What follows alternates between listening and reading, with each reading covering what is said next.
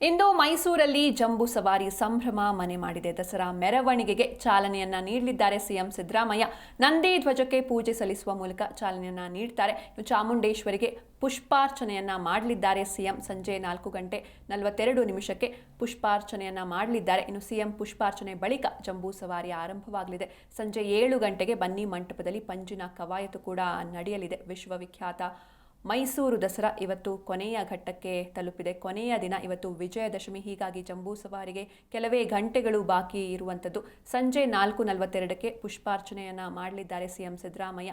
ಪುಷ್ಪಾರ್ಚನೆ ಮಾಡುವ ಮೂಲಕ ಜಂಬೂ ಸವಾರಿಗೆ ಚಾಲನೆಯನ್ನು ನೀಡಲಿದ್ದಾರೆ. 750 kg ತೂಕವಿರುವ ಚಿನ್ನದ ಅಂಬಾರಿಯನ್ನು ಕೆಲವೇ ಕ್ಷಣಗಳಲ್ಲಿ ಅಭಿಮನ್ಯು ಹೊರಲಿದ್ದಾನೆ. ಅಂಬಾರಿಯಲ್ಲಿ ಮಹಿಷ ಮರ್ದಿನಿ ವಿಗ್ರಹವನ್ನು ಇರಿಸಲಾಗುತ್ತೆ. ಇನ್ನು ಈ ವಿಗ್ರಹಕ್ಕೆ ಪುಷ್ಪಾರ್ಚನೆಯನ್ನು ಸಿಎಂ ಮಾಡ್ತಾರೆ. ಈ ಮೂಲಕ ಚಾಲನೆ ಸಿಗುತ್ತೆ ಜಂಬೂ ಸವಾರಿಗೆ. ಸಂಜೆ 7 ಗಂಟೆಗೆ ಬನ್ನಿ ಮಂಟಪದಲ್ಲಿ ಪಂಜಿನ ಕವಾಯತು ಕೂಡ ನಡೆಯಲಿದೆ. ಇನ್ನು ವಿಶ್ವವಿಖ್ಯಾತ ನಾಡಹಬ್ಬ ದಸರಾ ಮಹೋತ್ಸವದ ವಿಜಯದಶಮಿ ಮೆರವಣಿಗೆಯಲ್ಲಿ 750 kg ತೂಕದ ಚಿನ್ನದ ಅಂಬಾರಿಯನ್ನು ಸತತ 6ನೇ ಬಾರಿಗೆ ಹೊರಲು ಕ್ಯಾಪ್ಟನ್ ಅಭಿಮನ್ಯು ಆನೆಯು ಸರ್ವ ರೀತಿಯಲ್ಲೂ ಸಜ್ಜಾಗಿದೆ. ಕಳೆದ 1.5 ತಿಂಗಳಿಂದ ತಾಲೀಮು ನಡೆಸಿರುವ ಅಭಿಮನ್ಯು ನೇತೃತ್ವದ ಗಜಪಡೆಯು 2025ನೇ ಜಂಬೂ ಸವಾರಿಯಲ್ಲಿ ಸಾಗಲು ಸಿದ್ಧವಾಗಿದೆ.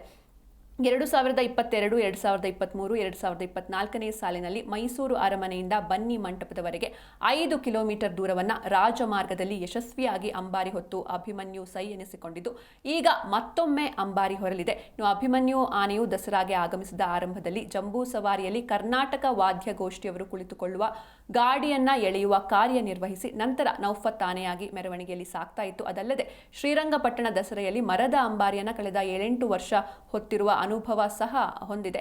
ಮುಂದಿನ ದಸರಾ ವೇಳೆಗೆ ಅಭಿಮನ್ಯು ಆನೆಗೆ 60 ವರ್ಷ ತುಂಬಲಿದೆ.